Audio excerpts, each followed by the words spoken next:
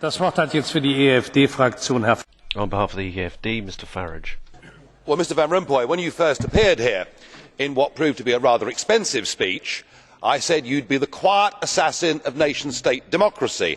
And sure enough, in your dull and technocratic way, you've gone about your course, but I have to say, you're even worse than I thought you were going to be. I thought it was just going to be a federal Europe, a federal union. But actually it appears, with every statement you make, that what you now want is the total subjugation of the states to completely undemocratic structures based in Brussels. I misread the bailouts. I thought that when the bailouts happened, and I could see the panic around this chamber, people fearing economic meltdown, but you of course were calm through it all because you saw the bailouts as your opportunity to take control. Just think how Ireland today is managed, Greece for that matter. The sinister sounding troika come in, 50 officials, spend a few days in the country, investigate the situation and then tell puppet prime ministers what they may or may not do. And I note great enthusiasm in this chamber for Spain to have a bailout. Lots of members here want Spain to accept the bailout so that they too are subjugated to this new order. Indeed, in Italy, the appointee there, Mr Monti, is very keen for his own country to be bailed out because, to quote him, he fears that parliamentary democracy could bring down the European Union.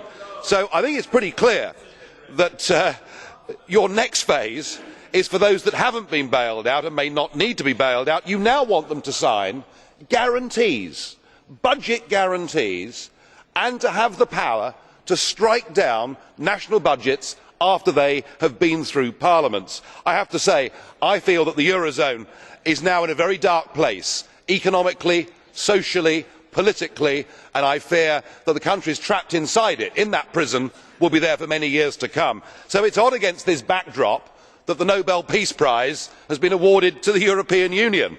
It is true that Germany has not invaded France since 1945, but I do not think there was any prospect of that happening, unless of course what you are all saying is that the Germans are inherently bad people. No, the threat actually came from Russia, and we should be thanking NATO, and we should be thanking millions of American soldiers who served on European soil to maintain peace. Yet I do not hear a word of that because we loathe America and everything that it stands for. No, this is now a divided, split Europe, with neo-Nazi politics on the rise, with violent demonstrations in the streets, and I frankly think that the award of that Nobel Prize devalues that whole organisation.